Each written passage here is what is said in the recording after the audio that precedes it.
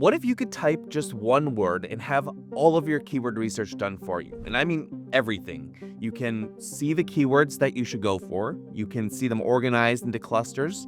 You can generate content briefs at the click of a button. And while those briefs are generating, visually see exactly how these clusters should be internally linked throughout your site. There's no tool that does this well and fast until about 2 days ago. I built an AI tool that can do all of this, hand you the entire keyword roadmap for any niche, hundreds of hours of work packed into about 20 minutes. And today I'm going to show you how to build it yourself. All you have to do is just type in one word. So I'll do houseplants and run the research. And right now it's looking for seed keywords. It's going to go in and expand those keywords. And now it's filtering the keywords. And this is where the bulk of the time goes because AI is actually processing every single keyword as it goes through to make sure that they're relevant first. And then it's running different Ahrefs calls right here. It's at 19%, and it's going to keep going to make sure that we're getting the exact keywords that would be relevant to, in this case, the niche of houseplants. And after this happens, the clusters are going to form. It's going to generate an executive summary and tell you exactly what happened. So while this is happening, let me show you the prompt that I used to build this. So I started off this chat session by saying, build an automated keyword research tool using Opus 4.7.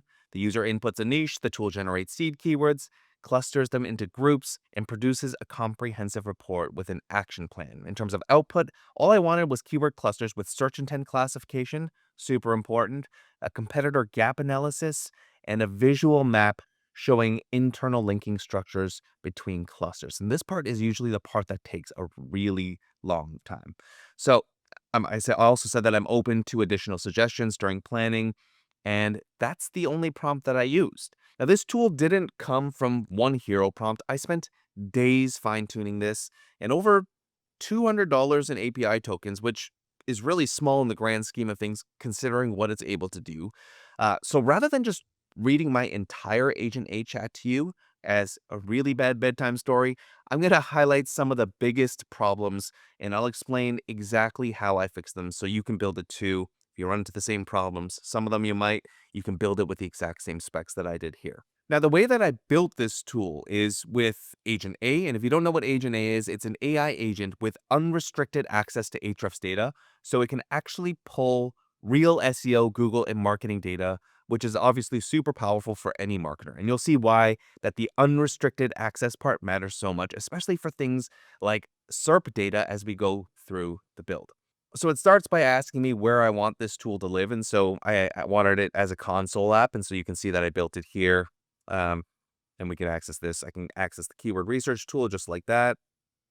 And then it asks where we want this to source the data. So I said Keywords Explorer as well as Ahrefs Site Explorer.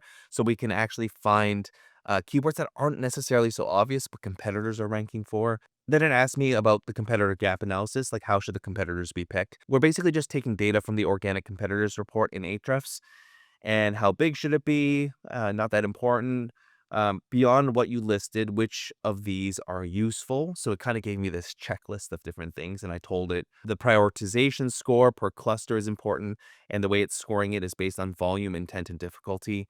Quick wins is always good because especially when you're starting a new site, you don't want to compete for things that are out of your league. And so getting a few quick wins is always a good thing to do. So low difficulty is one that I flagged. And then I want to be able to export this as PDF and CSV. What style for the cluster link map? And I chose the hub and spoke diagram. And this is something that was popularized by HubSpot many years ago, where we have, a pillar content in the center and then supporting pages around it. So that's basically this one. Yeah. So this is the whole idea of clustering. So we have something like this where we have a pillar page about putters, and then we have spokes that come from it. So, best putter, hockey stick putter, Tiger Woods putter, Scotty Scheffler putter, some different ideas that we can go after there. All right. And then it takes the plan, it tells you everything that it's doing. It's basically like somebody who's thinking out loud, and it'll build the UI. It has more questions as it's going because it's processing as it goes. I want US data. I want competitors to be from the top 5, and then we're going to queue it. and notify when ready. Then it goes, it builds me the first version of the tool, and then that's when we run into real problems. So before we get into the problems, I need to explain the keyword research process to you because everyone does it slightly differently, but there are certain pillars that need to be done. So the first step is finding seed keywords. So for a niche like golf, that might be something like golf, putter, irons, driver, and we can run a search. So this is what happens. Now, from this search, we need to go and generate a whole bunch of keywords. So a keyword research tool will give you a whole bunch. But the thing is, these are not going to be the queries that you're actually going for because you need to actually filter these down. There's 4 million keywords in here. That's crazy, right? So you might do that by looking at questions related to these queries. So like, what is a golf handicap? How do I, that's irrelevant because of driver, a golf driver versus DoorDash driver. We'll get into that later because the tool actually fixes that too. But yeah, so you might look at questions or you might actually use modifiers. So a modifier is just an add-on to a base keyword. So if we have driver golf irons, if we type in best as a modifier and we click show results, then we'll have things like best golf balls, best golf courses near me, queries that people are actually searching for. So once we've filtered this down, we've taken all the different queries, like from the questions, different modifiers, manually searching through some, we're going to end up with a huge list of keywords. Now, after you've taken these 4 million keywords and narrowed it down to a few hundred or a few thousand, you have to actually look at the search results for all of these queries because you need to figure out if you have a chance at competing against these competitors in the search results. And B, you have to assess search intent. And search intent represents the reason behind a searcher's query. So can you actually match the reason for the intent? So if we're looking at best golf balls, we're looking at the search results here. Okay, Reddit's ranking here. Today's golfer is pretty authoritative too. Outbound Golf, this is a DR36, so it's not that authoritative of a website. DR is not the be all end all of things, but we see Amazon here, and we can see that the intent overall is quite commercial, but we can see that blog posts are ranking here. So for a content site, of course you can rank with a blog post. So we would decide, yeah, you know what? We will go for best golf balls and target that. Now imagine doing that hundreds or thousands of times, right?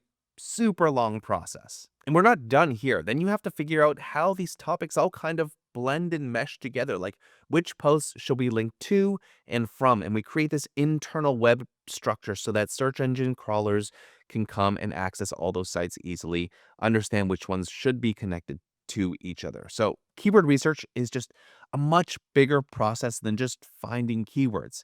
And as I was building this, I ran into problems pretty much at every stage. And so I'm going to highlight some of those for you and how I was able to fix them, the solutions that AI and I were able to come together to solve those problems. Okay, so the first thing that AI did was it had to come up with seed keywords. And it's super important that you get your seed keywords right because everything else in keyword research that comes after are built around the seed keywords. And so the first run at this, it came up with seeds like golf shoe reviews or Srixon versus Titleist golf ball. Like this is super specific. And the problem with this when you use these as seeds is when you go to generate keyword ideas, you're not going to come up with any. So in this case, these two seeds only have 90 keywords. And if you look at the keyword list, like there's no volume behind it. There's no demand. So it's not about going for like these high, ultra high search volume keywords, but there just isn't any demand around these. And sure, you can create content around these, but is it worth the time and effort? Probably not, right? So I had to tell it specifically to go much broader. So instead of using golf shoe reviews, golf ball reviews, golf hat reviews, just go with golf and we'll figure that stuff out later. And then go with Srixon instead of Srixon versus Titleist golf ball. Like that is one query that we might actually target, not a seed.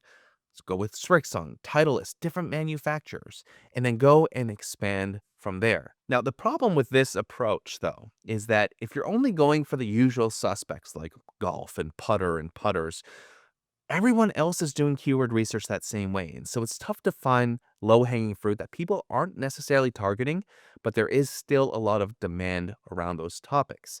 And so what I had the AI do is to actually mine competitors' keywords using the Ahrefs top pages report. So it would find the competitors, it would mine those queries to see what they're ranking for, where there might be a pattern with certain seed keywords. And so it was able to actually find stuff that you normally wouldn't be able to find, or that wouldn't be super obvious to find, especially in a first round of keyword research.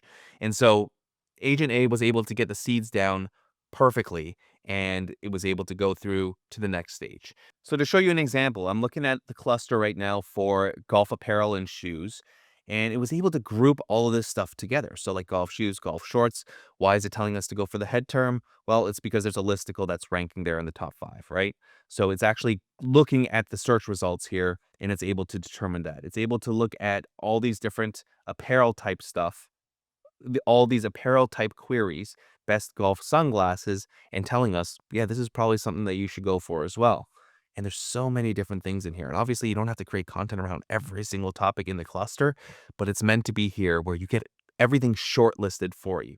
Now, the next problem that actually came is related to this, and you can't see it here, but the first round of creating this keyword research tool, there were some serious issues with understanding intent. So the way that AI made this system is based on like a verdict engine. So it decides whether you should go for them. So these are queries that fit a golf content site. There are a group of maybes where it's like you could go for it, you don't have to. But yeah, these are things that you can look up manually if you want to expand your keyword list further. There's ones that lack data. So those ones I just skip over because we have plenty to go with. These ones are definitely skips. And so, for example, Top Golf, you're not going to rank for it. And even if you do, people probably aren't going to click it because it's a very much a navigational search, which it shows right there. And so in the first run, this keyword research tool was very, very bad at identifying intent. It told me that I should try and rank for Top Golf. Can you rank for it? Yes, this person does because of an editorial site. And this is where human overlook is actually quite important. And so I was able to train the AI to almost think and act like a human as it goes through this and make that decision like, hey, probably not going to make sense to go for Top Golf or golf courses near me. So yeah, it was waving through branded SERPs like Top Golf or Scotty Cameron. They're saying that these are winnable content opportunities when in fact they weren't. The first example that I actually went with was related to the coffee niche. So it's like it was basically waving through things like espresso machine brands. It was telling me to go in and rank for like Breville, and I had to correct it and teach it. So look, it's telling me that the pillar keyword here was Breville espresso machine. Like with a content site, you're probably not going to rank for that one there. It's probably not worth the effort in that immediate moment. So I was saying, shouldn't it be something like best espresso machine? So the thing with AI is that if you ask it to do something broad, it's going to do something broad and it's not going to be very good. So that's why we had to go through this entire process. But I will tell you the main things that I changed here. So there were a few major adjustments that I used to fix this. So first, I added a branded SERP detector. So if there was a brand that was just constantly listed in like the top 3 results, like if it was telling me to rank for Top Golf, you would see Top Golf, their homepage, you'd see their Twitter, their Instagram, and just a whole bunch of things related to Top Golf. You know that it's a branded navigational SERP, and so it would know to tell me, let's skip over this one. Okay, so the second thing that I made was a publisher dominance rule where it would look for all these mega sites like Forbes, USA Today, and if the SERPs were completely dominated by them, it would just kind of skip over it or add it to the maybe pile. The next thing was able to identify free tools. So when it's looking for keywords, it's actually looking not just for content keywords like blog posts, but it's also looking for video topics and it's also looking for free tool opportunities. And so identifying which ones are free tools was not as straightforward as it might seem. And so I had to train the tool to actually identify which ones were free tools. So if we look here, I can go to recommended type and it's has a classification here called free tool landing page. Let me just go for the goes. So there are 342 free tool landing pages, right? Look at all this. The golf handicap calculator. We can see that these are all golf handicap calculators. A golf club length calculator. These are all tools. Golf swing analyzer. These are all different tools. Basically, I was going through this loop of looking through data, So it would basically do, the more technical stuff of coming up with ideas and the logic to make this work. And I would use kind of my SEO brain to be like, this one doesn't seem right because of X, Y, and Z. And then we were able to come up with ideas to come to a pretty good solution. So, and AI will actually go and grade the keywords one by one. So, yes, there are still some that we have to filter through, but in my experience, it's very, very little across 3 different niches that I tested. Now, the biggest problem I ran into was identifying irrelevant keywords, especially with homonyms. So, this is where AI is absolute money. So, if we go to the overview report, we look at the executive summary, you can see here that these are the seed keywords that were used. So, like golf, Callaway, TaylorMade, these are all brand names, by the way. Puttern, irons, driver. So, you can see like iron can mean many different things. Driver can also mean many different things. So it actually tells us here every single time it runs through this process, when it goes through that filtering stage, the part that I said takes the longest, it's actually making sure that all the keywords are relevant. So it's actually filtering out here 2,456 off-topic keywords. That's crazy. So for example, Spark Driver, DoorDash Driver, Mini Driver, the actress, Baby Driver, the movie. It's constantly looking at these keywords and making sure that you don't have to actually filter them out. And I think that was the best part, is that AI has all this knowledge already. So as it goes through it, it's able to say, mini driver, nah, nothing to do with that. And it'll just take out anything that's related to that. So every single keyword runs through AI and it removes the keywords that are irrelevant to the niche of golf. Now, not everything was bad. There were some things that were actually great out of the box. And so here, one of those things was content briefs. So if we look at like, I don't know, best golf pants, this is one that I generated. When I click those buttons to generate content briefs, it'll do things like this. It'll show you the target keyword. It'll tell you about the SERP. So, your content writer can go in there with, some basic knowledge and know who they're competing against, the types of pages. It actually goes and it reads the different pages that are ranking in the top 10, and it's able to identify weaknesses, areas that you can capitalize on to create better content. So it says here that for best golf pants, there's a weak editorial editorial landscape and only one true listicle, which is kind of interesting to me. And we can see here that the KD is 1, so the keyword difficulty, that there's weak top results, that the single editorial content is a DR 51. It's doing the analysis for you, kind of what you would do when you look through everything. But you don't have to look through all these SERPs at once. You just go through them one by one and it's all listed here. It'll give you suggestions for titles. So this is telling about intent. It's telling you to create a listicle here, clearly. The meta description is not so important anymore. It'll tell you the URL slug to use, a word count target. Take this with a grain of salt. Write as much as you need to. You don't have to hit an exact word count here. But it's, giving you the median for the people who do care about word counts or people who are paying other writers to hit certain word counts. And then it'll do the entire outline for you. And the outline is actually decent. So it's already looked at the different listicles that are ranking and it's providing suggestions to you based on that. So it'll tell you, we've seen affiliate sites do this before, is they always have this thing of like how I tested these golf pins or whatever it is. I think that's actually quite good for the reader as well, to know that you have actually reviewed these, you've touched them, you've worn them and tested them. So we want to give people things at a glance, because especially with blog readers today, everyone is skimming. So make sure that it's skimmable. We provide all that info for them. Do you have to label them like this? No, you can give your honest reviews like that. But if you're truly going for like content site type thing, you at least have seeds and suggestions of what you might want to do. This part is pretty cool. It tells you key entities and topics to cover, basically to have, full relevance and topical coverage here. So we'll, Lululemon, um, Travis Matthew, Bonobos, Nike, Adidas, etc. It gives you an FAQ and it says that it's mined from Reddit threads in the SERP. I did not know this, but I think that is pretty cool, is that it's picking up things like people also ask questions and it's bringing all of this together.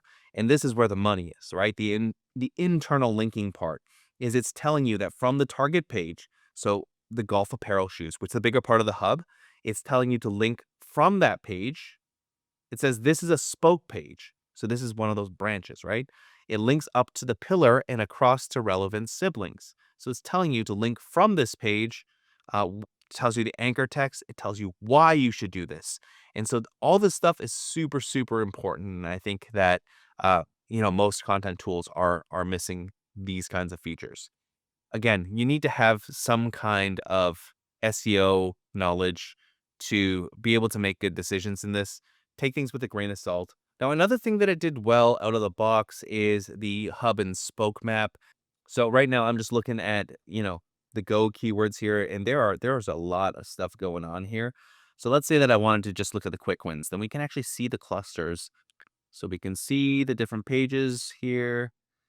Um, like what makes a golf cart street legal, how to test golf cart batteries. You can tell that these are going to be low competition, but these are meant to be quick wins. You basically have options is my point here. So the final result, we went from entering a niche. I entered just golf. It came up with the seeds and went through over 10,000 keywords, probably closer to like 400,000, and it would bring it down to like 10K. It would go through a relevance filter. It would cluster stuff. It would pull all the live SERPs. It would provide all the classifications and do the competitor gap, create the hub and spoke map. It would do per keyword briefs, which is on demand because we're not going to generate all of them, obviously, because that's a waste of API tokens. And you have the option for CSV PDF exports. Now, let's go back and see if our houseplants thing is done. Oh, it's done. Literally done right then and there. So geez, it went through and found 11,800 keywords. And this is on houseplants. And for the record, I know nothing about houseplants. So leave in the comments if this did a terrible job. We'll go look through some of the keywords and see how well it did. So the overview here, it found over 6,000 queries related to houseplants that we could potentially go after.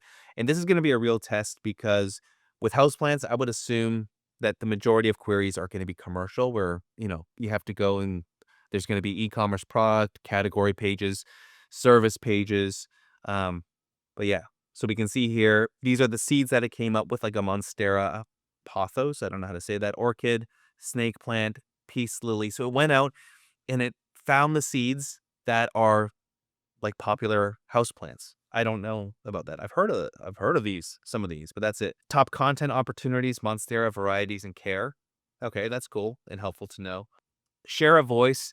This is interesting. The share a voice in this niche, the majority of the traffic is actually going to Reddit, and my guess is that people are looking for houseplant care advice, and it's giving us a recommended action plan. So ship the Monstera pillar first.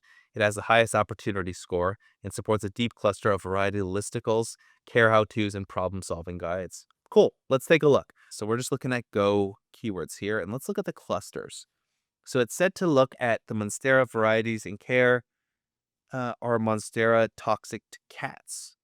This is considered a quick win and a go. So let's generate a brief on that for now. So basically we have all the clusters here. We have the competitor gap, and we can see the websites that are getting the most traffic for these queries. So the spruce, that makes sense. Lively root, sounds like it makes sense. And the hub and spoke map. This one I'm a little nervous to see. I'm not looking yet, but yeah, that's crazy. Oh man, like these hubs and spokes. You know what? Because it's I limited it to I think 15 to 20 for medium searches. It's actually quite reasonable to look at. And being someone who knows almost nothing about houseplants, I can come here and I can see how some of these should be connected. Saying that there should be reciprocal links here because this one links to here. So this one on Alocasia varieties and care should link to air plant care and vice versa. We can see the different ones that content that we should create. We can see the supporting content here. This is all Go content. But this is all done for me, and I think that it's done a very, very good job. The content briefs, they're all done generating now too. So let's look at the one for cats. We have the title. So are Monstera plants toxic to cats? What every owner needs to know. Vet reviewed. Okay, well, that's not true, but we could get a vet to do that, I'm sure. It's done the competitor analysis for you. I'm actually genuinely impressed with this as I'm going through this. I don't know how accurate this stuff is and how factual it is. I'm not a vet either, but you can see here what to do if your cat chewed a Monstera leaf step by step. It's telling you everything to do. Call your vet or ASPCA poison control. Will my cat? It's just answering questions really of someone who's searching for this. But from what I'm seeing here, I can see that it does a lot of really, really good work for us. And all I did was type in one word, houseplants, and it came up with all of this, which is super cool. Now, the crazy thing about this all is in Agent A, if I wanted to make a different change to this, I don't like the way that, let's go back to our houseplants.